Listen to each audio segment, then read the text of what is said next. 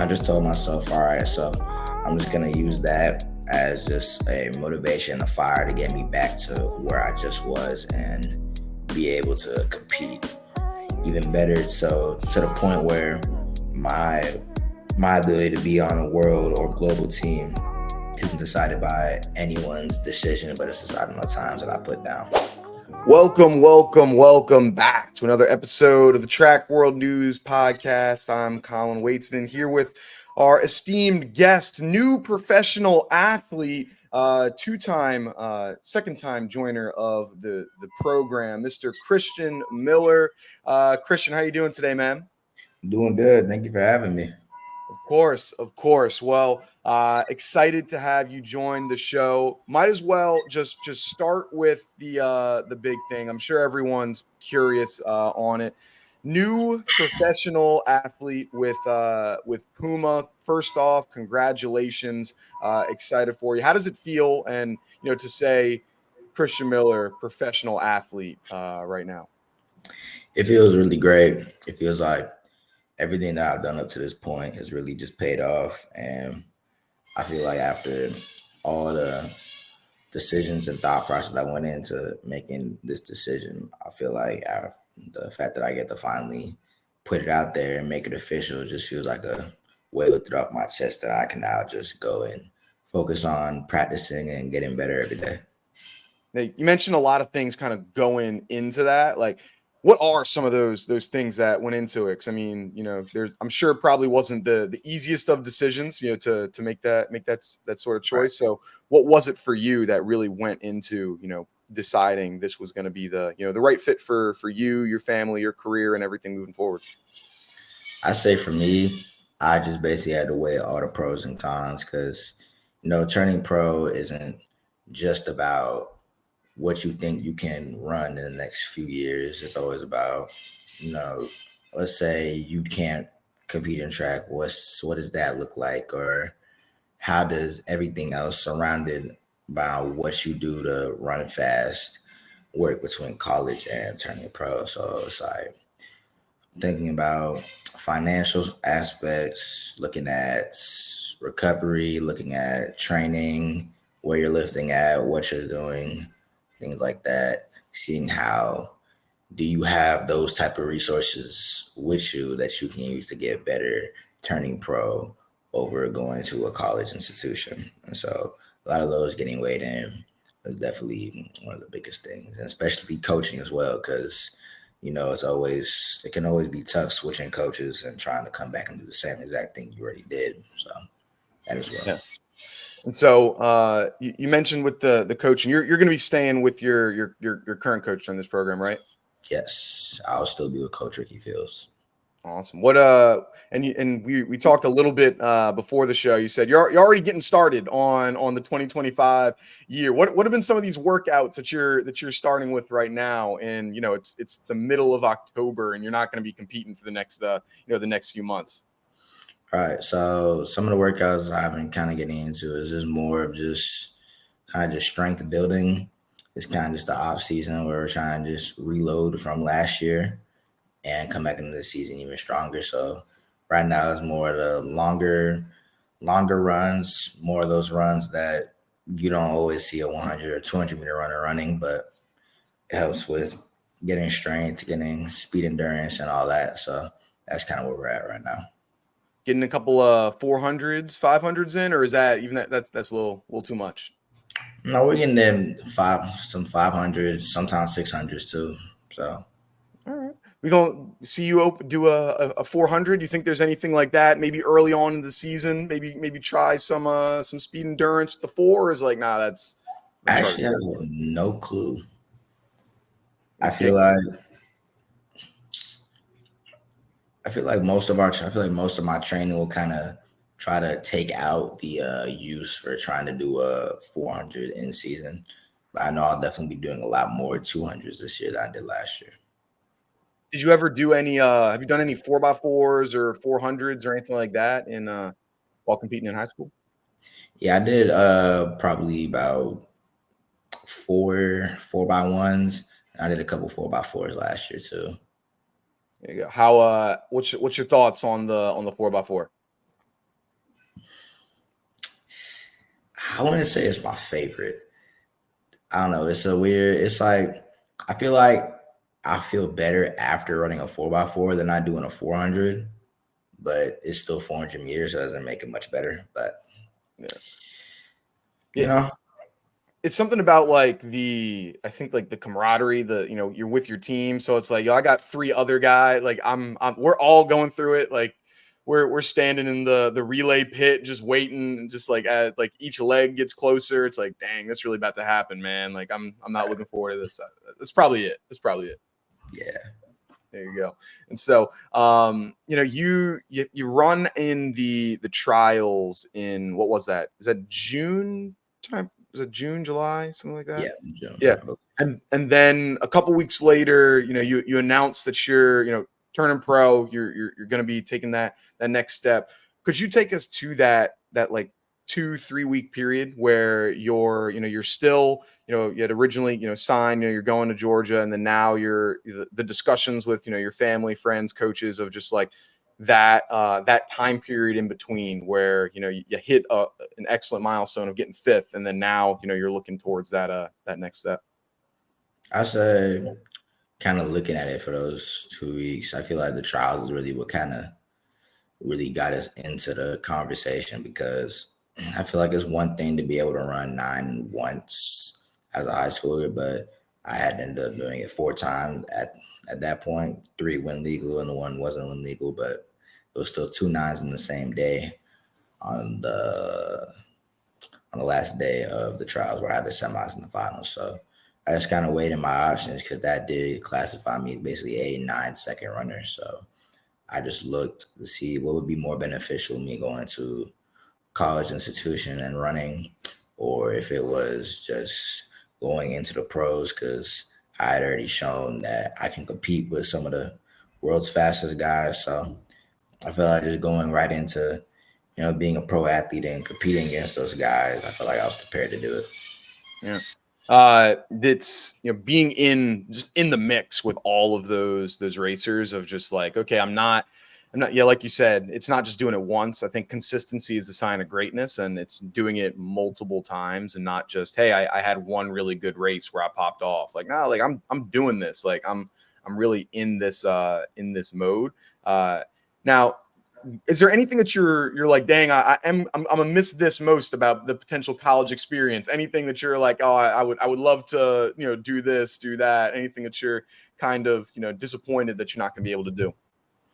Right. I say with going to Georgia specifically, I say I was just gonna kind of miss, the whole just kind of being like in college, like kind of taking that next step in like because going through they go through elementary, the middle, the high school, and then college, and there's a certain kind of like experience and a certain type of like environment that you get put in, and it kind of helps you grow through certain things. So it's kind of missing out on that, and of course missing out on the team because I had a good bond with the teammates on both the men and the women's side. So I felt like it was going to be a great environment for me to go into already, and of course being coached by Coach Carroll was something that I was going to be looking forward to. But you know, You still you rooting on the Bulldogs like in football? I had a big win oh this yeah, versus Texas, right? oh, yeah, I did. She actually texted me this morning and said, "How about them dogs?" After they won. Yeah, nah, great programs for both. So it's been just elite kind of run that they're going on, and for like, you talk about those 9-3, the 9-9-3, but running sub 10, multiple times. Right.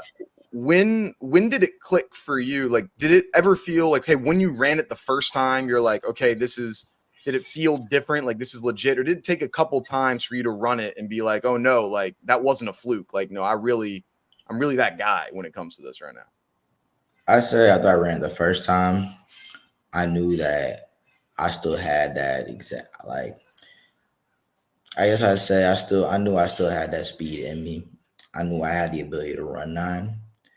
I didn't quite know how consistent it would end up being because there's a lot of other factors that go into the 100. So I knew I had the ability to continue to run nines, or just a matter of how well I go and execute every race. And I feel like after New Balance, it was kind of one of those races where the conditions weren't really set to for me to go and run a nine, but I went out and ran in 9:95, and that was the first time there's been a sub 10 on, it was Franklin Field. Yeah, Franklin Field.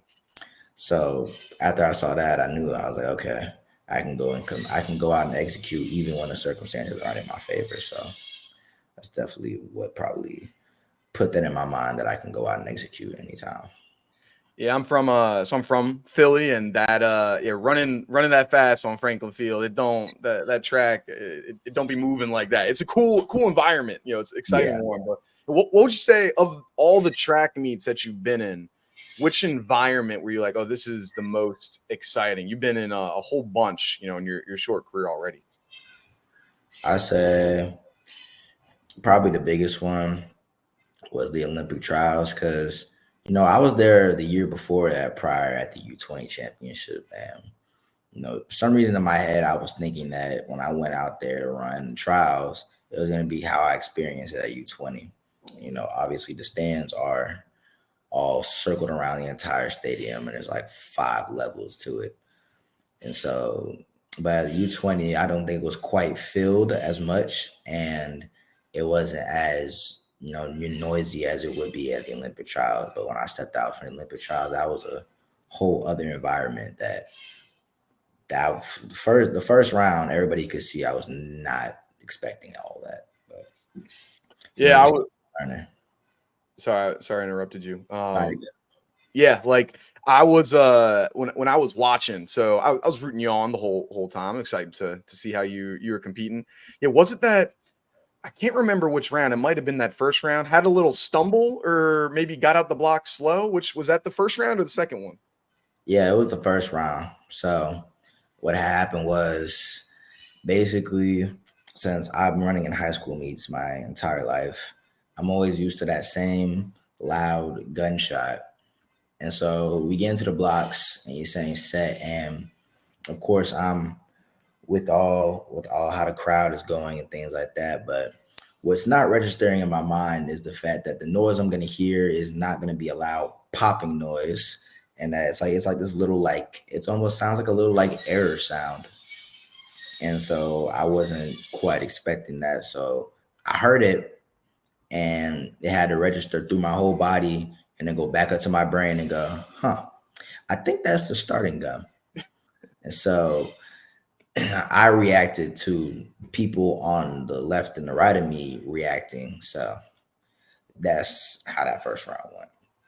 When you realized that, did you have like a sense of panic, like, oh man, like I'm cooked, like things ain't going well? Was it like, nah, I believe in the training, it's round one, I can do it? What's the emotions right after that moment? I feel like probably in the first about 30, I was kind of just like, it was a little bit of panic, just because, I was on one of the biggest stages, and I probably had one of the worst starts I ever had. But I knew that in the round that I was in, I knew the strength and speed I had. I was like, okay, I know I'm not out of the race completely. So I just told myself, I said, all right, so just come in top five, just get top five, and then we'll figure everything else out in the next round. Okay. Yeah, I could imagine, the first time in an environment that big, and it's like, oh man, I didn't get the start that I wanted to. That's going not going to be great. I had so I did on a much smaller scale, like significantly smaller scale, but we had they had a media 400 at like Prefontaine. I'm like, man, I'm out of shape, bro. I ain't ran in about 5 years. So, even with the lights on and just like 50 people around, it's like, oh man, this is a different environment. I ain't been in something like this, so I can see where, it'd be a little tough, bro. It'd be Yeah. hard. Yeah. And so then, with the how you feeling going into that final? I mean, you're standing, I think you were right, you were in lane 9 or 8, something like that. Yeah. Yeah. What's the emotion in that call room right before they're coming on out to that Olympic trial final there? I say the emotion is kind of, I was kind of just sitting trying to focus up and lock in. But what I noticed is that every single person that was down there all had like their own different type of way of getting prepared for the race. So of course you had Christian Coleman on one side going through all his block starts and all of that, making sure it starts down. And then there were other people on the other side doing a couple sprint outs. And then I felt like when we were all lining up, I feel like there were just like a bunch of different kind of personalities that were kind of there. And so as everybody knows how Noah Lyles is, I say he's a pretty he's really out there with what he'll be doing. So he's walking around, he's getting hyped, walking around, kind of singing a little bit, things like that. And then there's other people, like more people who might more reserved, like Kenny and Fred Curley, who are more just to themselves and kind of walking around trying to stay locked in.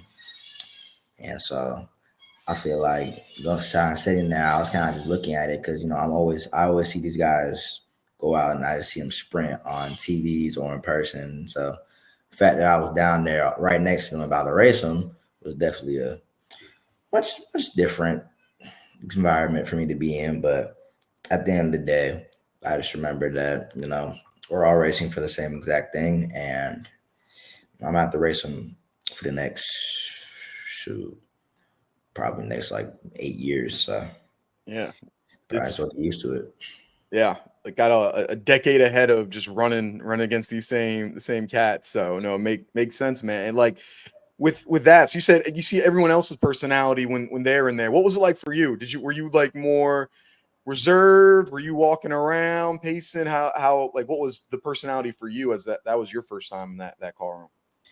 I say for me, I was more just trying to walk around and I was just trying to keep like my body stimulated and ready to go because I had run nine multiple times that year, but that was probably the first time I was going to go out and try to do it again in the same exact day, especially after running the day before that.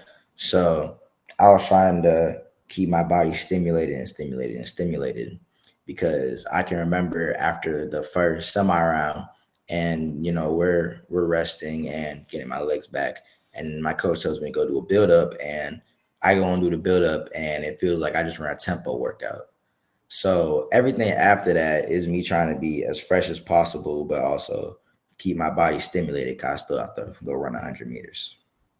Yeah, like I think something that we don't hear a lot of is just how does the body react to running that fast? Like it's humans aren't meant to run 9 seconds in 100 meters. It's not something we're supposed to do.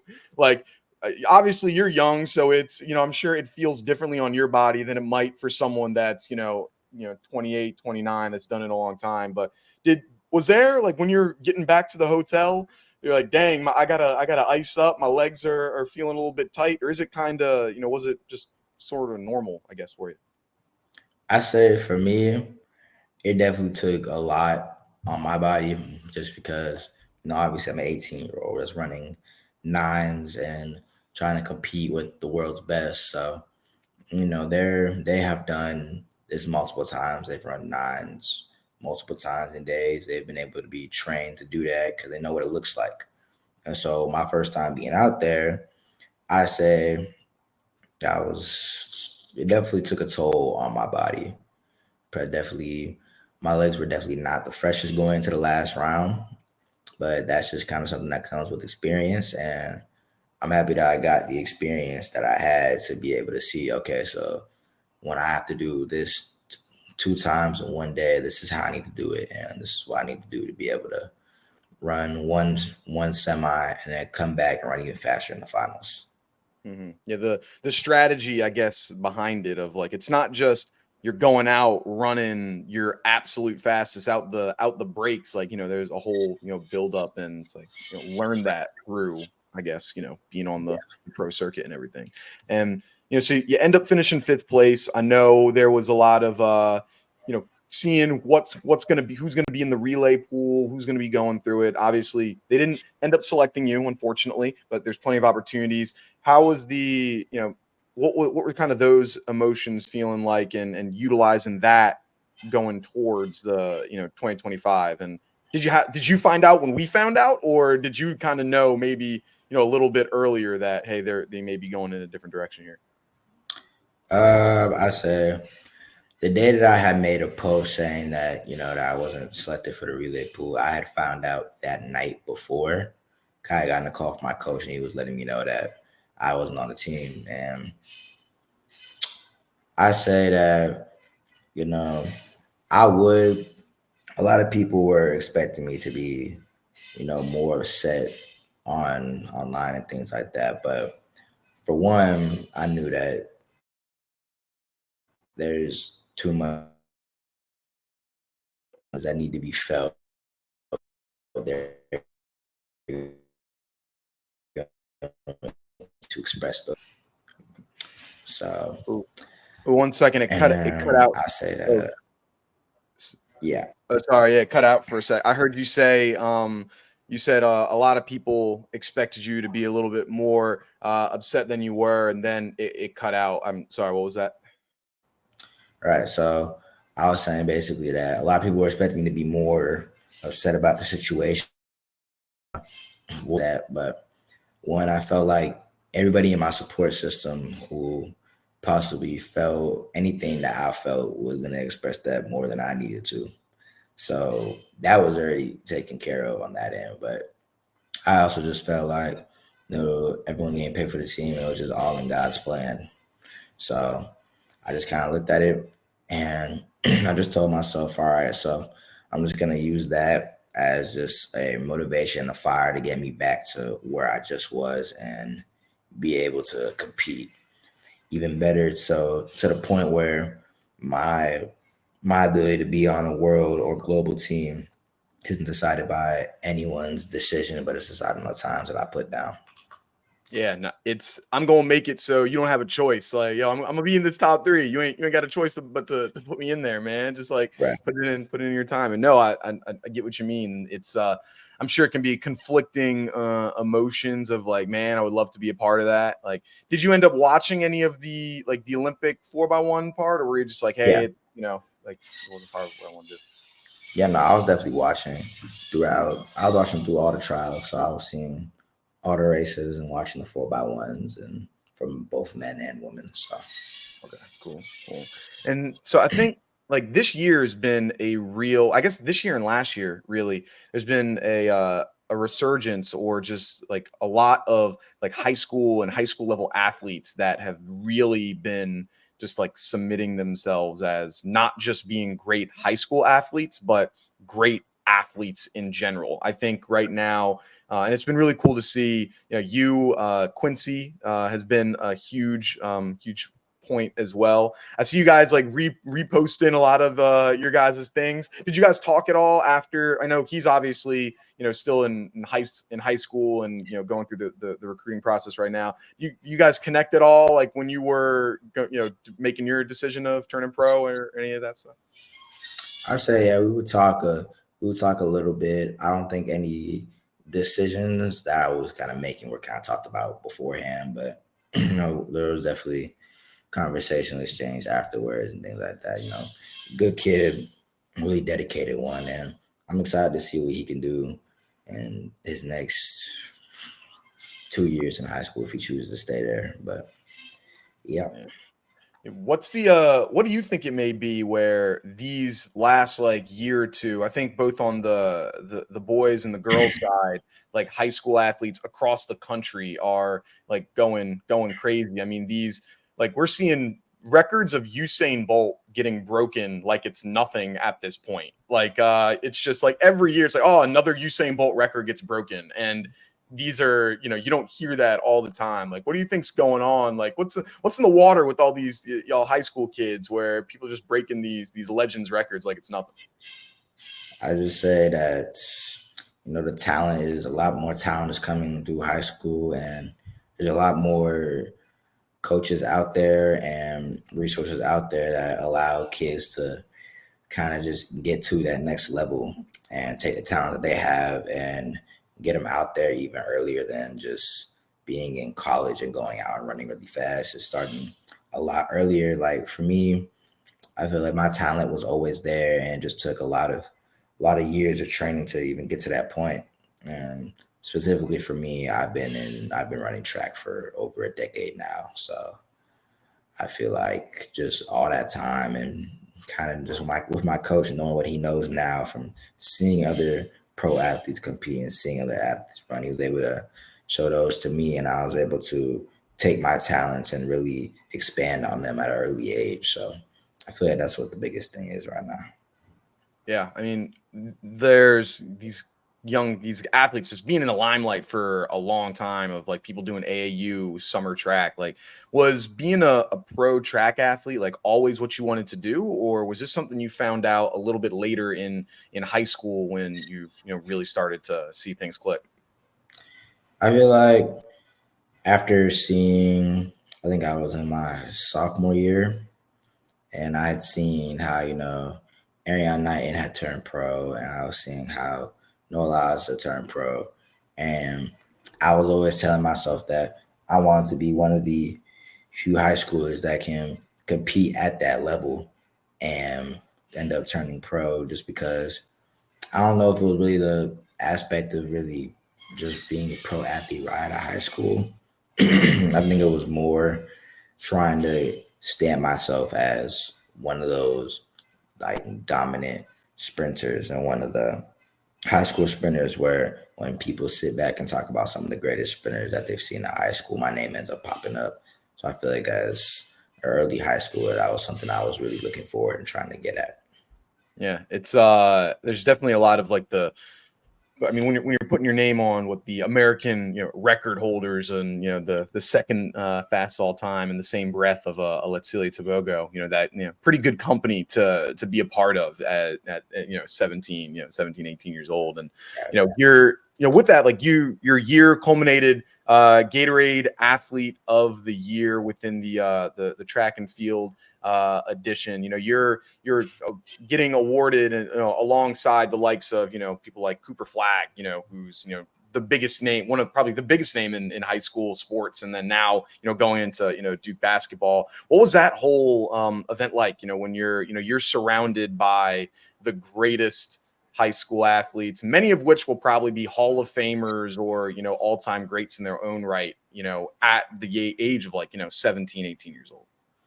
Right. I said just that whole experience was just kind of cool to see, how there's more than just because see in my world, all I see is all the track and field athletes, all the great sprinters, but kind of being able to see people from other sports like basketball, football, soccer, softball, baseball, anything like that, kind of being able to see just how those athletes have expanded in their sports and how they've grown and how they're considered greats in their sport. And it was just cool to see just kind of how even though there are these great people that can have these many accomplishments in their sports, we all kind of came together and we're just having a great time out there and kind of building certain bonds and friendships that expand across all other sports, not just track and field.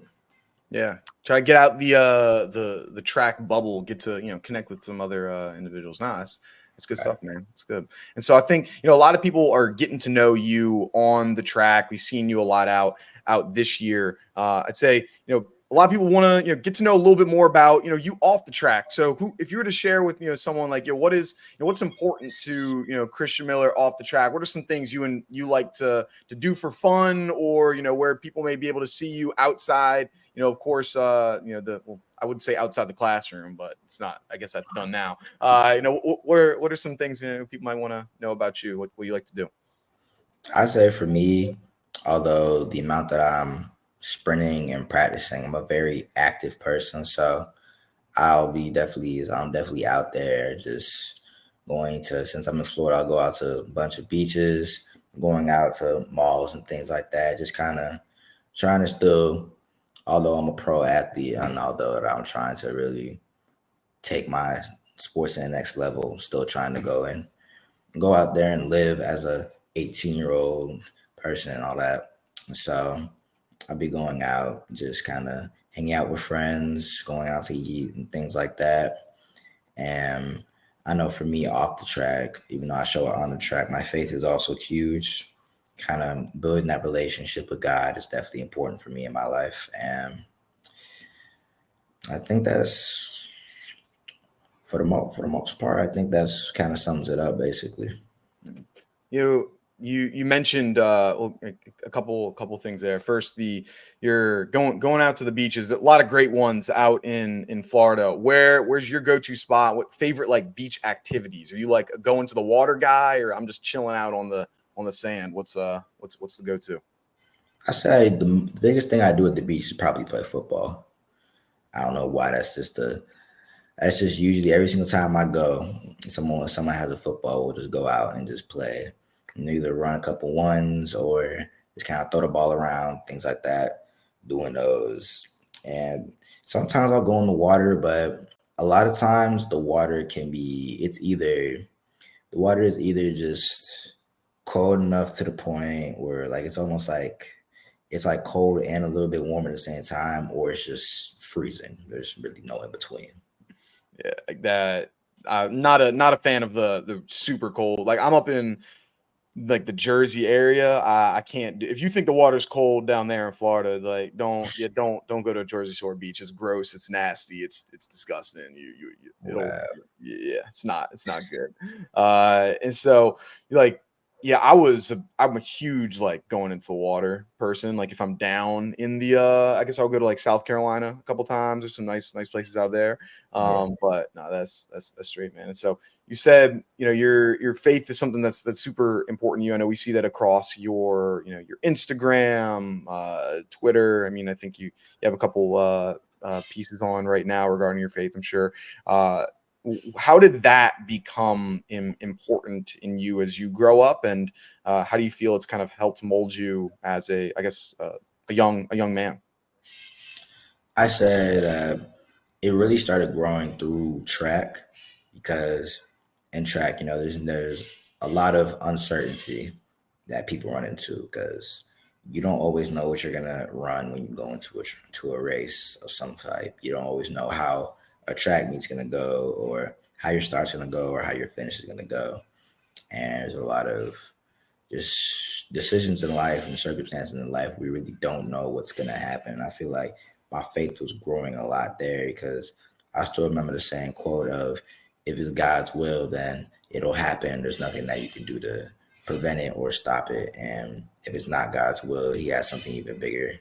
He has something even bigger planned for you." So just kind of remembering that through my life, I kind of just grew in faith and started working with my relationship through Him. And I feel like that's kind of shaped me to kind of how I think now, how I am now, and just kind of shaped me into a better man and a better athlete as well. Yeah.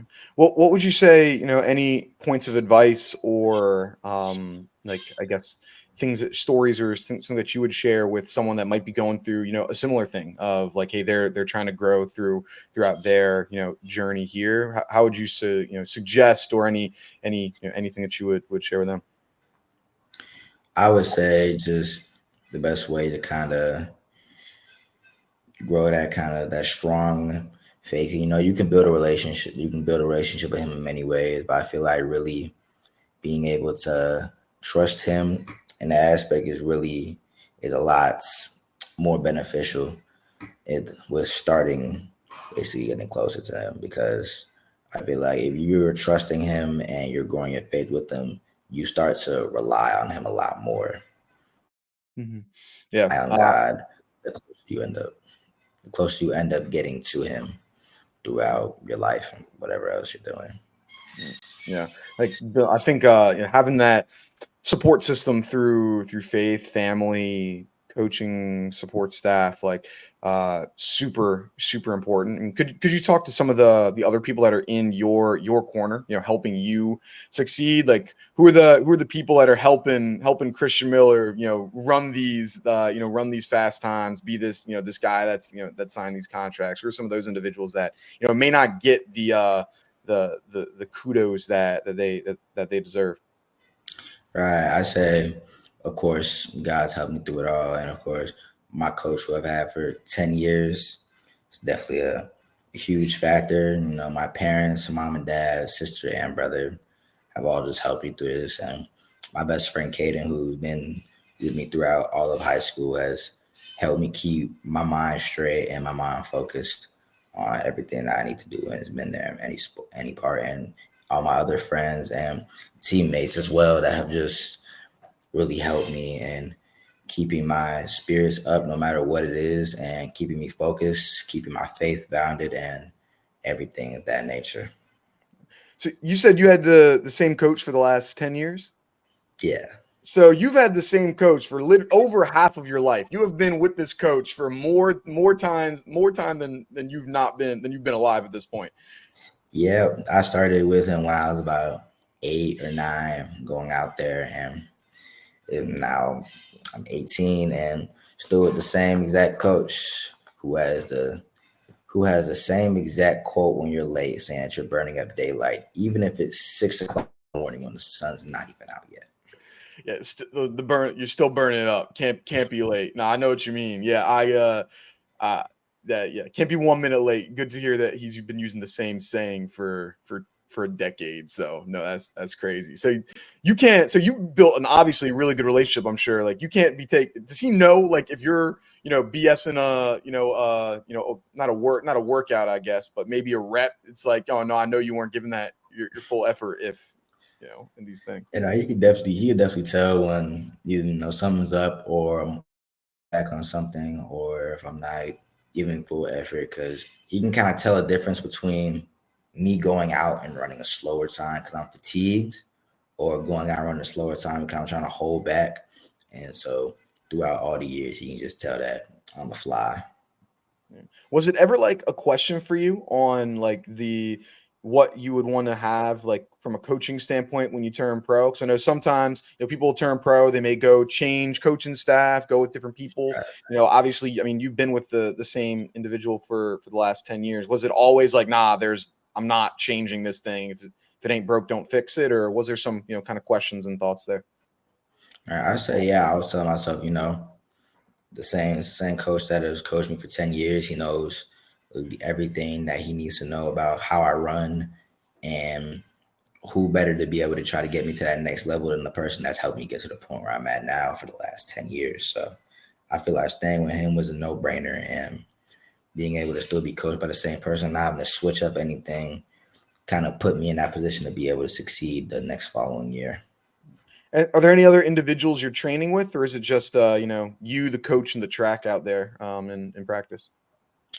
I say right now it's just me and my coach, and sometimes if I'm out there and my teammates, my old teammates, my Striders teammates, who are of course very elite right now, sometimes I'll be running with them a little bit just to kind of, so this is kind of get the get the kind of experience to kind of a certain speed to where when they go into a high school meet, they're not shocked by anything because they've practiced and they've witnessed it and been able to kind of see how it goes. Do you ever get that? Was that the same for you throughout your high school? As like throughout high school as well, where it was mostly just like you and your striders, or did you compete with any other people? I guess with your other high school as well. I say for me, I feel like I was more just with my Striders most of the time, and there were a lot of Strider alumni who would come back and practice. So I feel like I would kind of be at front hand with kind of practicing with a couple of college athletes while I was going, because we're all in the same track club and the same family. So I feel like so where they would be practicing is where I would be practicing, and it would kind of just go hand in hand. Yeah, it's the crazy how the track, I guess Florida track just has been dominant over a while ago. I know we were talking about it last time, but then yeah, when you were mentioning like yeah, I've been trying to be like the Aryan Knightons, I was like, all right, it's Florida. Like Noah, he was like, well, I think he trains in Florida now. I was like, okay, there's a lot of the Florida people that are just like putting in that work. Or you could almost have your own nation as an Olympic team, just Florida at this point, which would be be pretty crazy. And so, like, what are some of your goals? Some of the things that you're looking forward to? I guess let's start just like this year of going into 2025. You've had some experience on the national stage here, this past year. Like, what are some things you're excited for here? You may be looking forward to. I'm definitely looking forward to how I can conduct myself in the first pro year because I feel like this year, although it was an amazing year, I feel like I learned a lot. I feel like there were a lot of experiences that always didn't go the way I planned, but I learned from them. So now knowing them, I know what I need to do for the next year. And of course, when I turned pro, a lot of people were definitely didn't agree with the choice, saying that how since I'd be going up against some of the world's best, that it would be a lot different and my success would be a lot more limited. But I feel like for me being able to go out this first year and kind of show the world that the last year was just kind of just a preview of what was all yet to come is definitely important to me as well. Yeah. It's any countries that you're excited to hopefully travel to? What not just like meets in particular, but obviously track's an international sport. You're going all over. Any countries or cities you're like, yeah, I gotta get there. Sometime.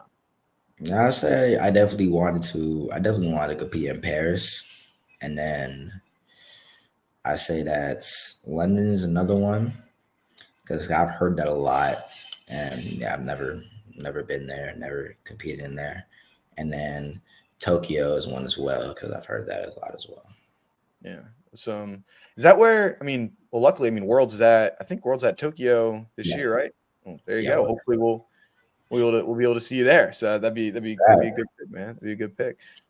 So excited for this year, and then I guess on the kind of the grand scheme of things, taking a step back with it, like over the course, you're now hopefully the next decade plus of competing in this thing. Any goals that you have for like your track career? Like, hey, if I complete this, like I'll feel jobs accomplished. When it comes to this pro track career that you got going on.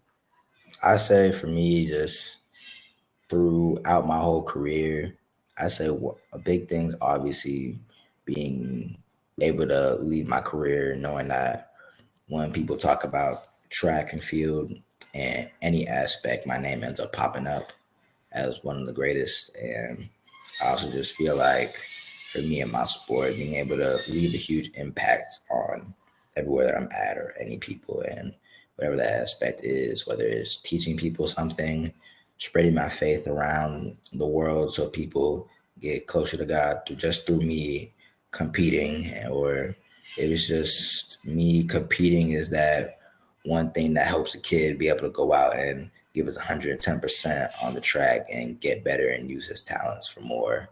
I feel like that's important as well.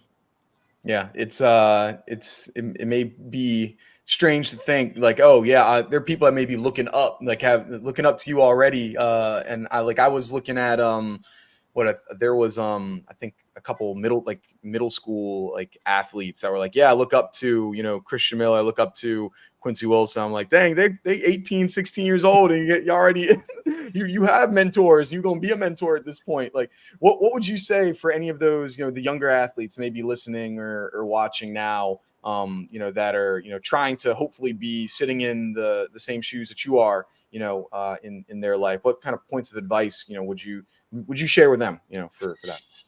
Right. I say for them just to continue to don't give up and just continue to stay faithful in everything what you do because you know in any sport it's not always just ups. You can have a lot of ups and downs in the sport, and a lot of them can be challenging to overcome, and a lot of them can be make it hard for you to be able to turn around the next day and come back and give it your all. So I feel like if you really have a dream and you really have a talent that that you can expand on, to really don't lose sight of it and continue to go out and compete and train to the best of your ability and stay faithful and keep God with you because He will definitely make that whole journey a lot less more stressful than it seems to be.